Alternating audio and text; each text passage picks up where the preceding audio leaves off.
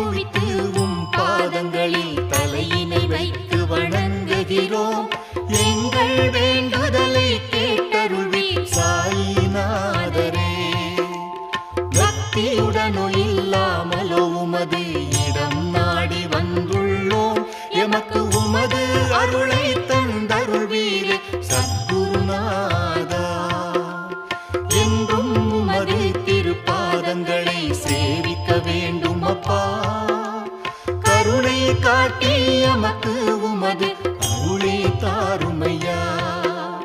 துகாராம் வேண்டுகிறார் எமது நாம ஜபம் கேட்டு.